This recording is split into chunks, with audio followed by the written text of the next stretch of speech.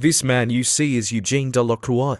Eugène Delacroix was born on April 26, 1798, near Paris, in Charenton-Saint-Maurice. The house of his birth has become a media library in the city of Saint-Maurice in what is now the Val-de-Marne department. When he was born, his father, Charles Delacroix, held an important position as Minister of Foreign Affairs and then as Ambassador to Holland. He was later appointed prefect in Marseille and then Bordeaux, where he died when Eugene was only 6 years old. His mother, Victoire Delacroix, was the daughter of renowned cabinet maker Jean-François Aubin, who worked for King Louis XV.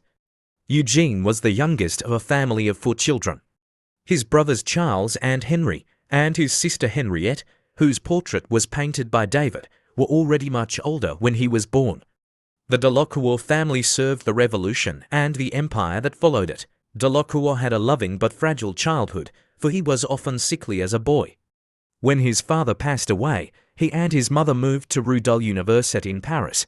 The young Eugene went to the Lycée Impérial, now the Lycée Louis le Grand, where he formed loyal, lifelong friendships. He was of a studious nature, and had already acquired a taste for drawing and reading. The death of his mother in 1814 left him feeling lost and alone, despite the presence of his older siblings, Charles and Henriette. With the help of his uncle, the painter Henri Francois Ricina, Eugène Delacroix entered the studio of painter Pierre-Narcisse Guérin in 1815. It was one of the biggest studios in Paris at the time, frequented by many artists. Guérin was a highly appreciated history painter who was very attuned to the theatrical art of his time. Although he was attentive to his students, he failed to recognize the young Delacroix's talent. The influence of Théodore Géricault, who had already earned acclaim for his paintings shown at the Salon of 1812 and then of 1814, was precious to the young man. Delacroix even posed for his elder's famous painting, The Raft of the Medusa 1819, Musée du Louvre. At only 24 years of age, Delacroix submitted his first work to the Salon of 1882, inspired by Dante's Inferno, Dante and Virgil in Hell Musée du Louvre. The artwork immediately caught the attention of critics. He quickly incarnated a new generation of artists qualified as romantic, a term inspired by literature. Like his contemporaries Victor Hugo, Alexandre Dumas, Hector Berlioz, and Alfred de Musset, Delacroix wanted to pursue his own style and reshape the concept of art. Like them, he also had deep knowledge of the art of the old masters.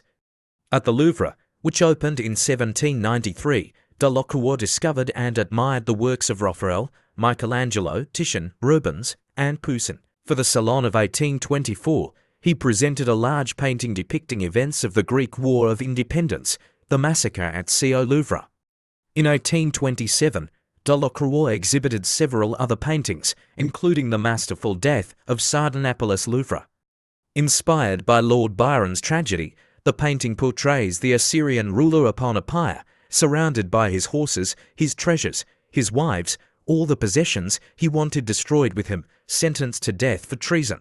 While the painting was praised by Victor Hugo and Dumas, critics were shocked by its whirling composition, primacy of colour, and violent tones.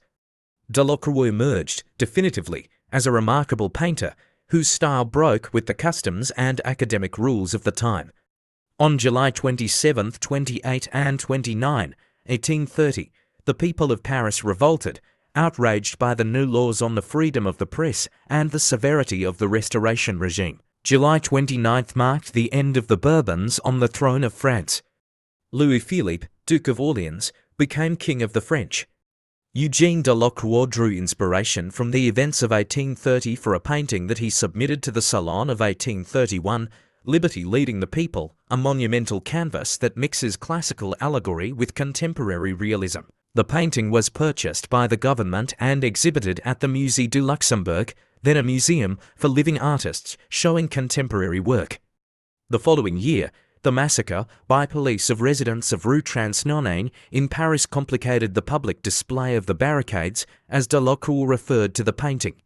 It was in fact returned to the artist, who nevertheless managed to show it in a retrospective of his work at the 1855 World Fair, put on display in the Louvre in 1874, along with other works by Delacroix acquired by the state. Liberty Leading the People became an iconic work of art under the Third Republic. In January 1832, Delacroix accompanied King Louis-Philippe's envoy, the Comte de Mornay, to Morocco. The French conquest of Algeria the previous year had given the Moroccan Sultan cause for worrying. A diplomatic mission was required. The painter was not a big traveller, having only ever left France to spend the summer of 1825 in England, so the Moroccan journey from Tangier to Meknes was an amazement. He was fascinated by the landscapes, sounds, and colours, as well as the beauty of the people and their attire. He felt he had found the Orient of his dreams, as well as an antiquity preserved.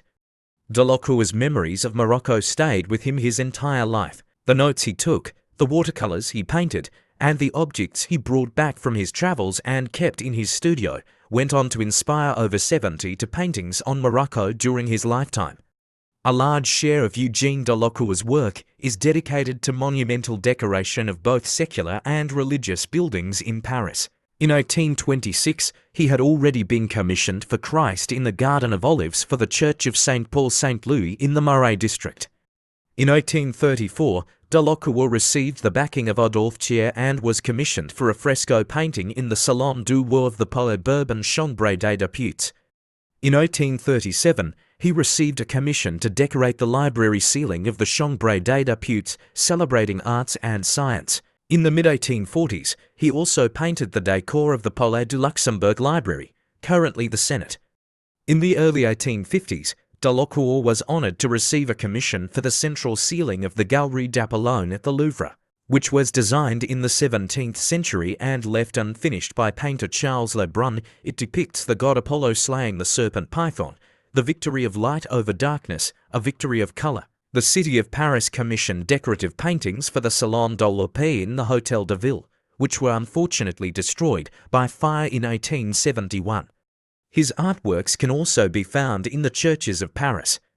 After St. Paul St. Louis, Delacroix painted a moving Peter for the church of Saint Denis du Saint-Sacrement on what is now Rue Turenne. In 1849, he was commissioned for the decor of the Saint-Sonnet chapel in one of the largest churches in Paris, Saint Sulpice. His majestic work remained there until 1861. He produced two large mural paintings opposite one another, Jacob wrestling with the angel and Heliodorus driven from the temple, as well as St. Michael slaying the dragon on the ceiling. The 1855 Exposition Universelle in Paris, organized at the request of Emperor Napoleon III, provided an opportunity for Eugène Delacroix to receive recognition. Alongside painters Jean-Auguste Dominique Ingres and Horace Vernet, he was honored at the heart of the Palais des Beaux-Arts on Avenue Montaigne, with a special exhibition featuring over 30 works of his choosing.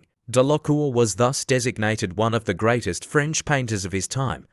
Delacroix moved to Rue de Furstenberg in 1857 so he could finish his work on Saint Sulpice. His apartment was also close to the Institut de France.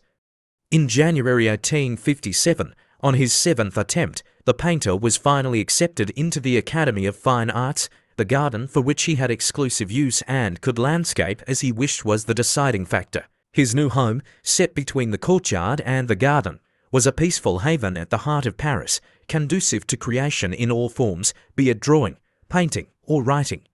The painter also frequently travelled to his house in Champressay, a village near the Senart Forest and now part of the town of Travail-Essen. He was a melancholic dreamer, a solitary nature lover who enjoyed going for long walks and observing the forest.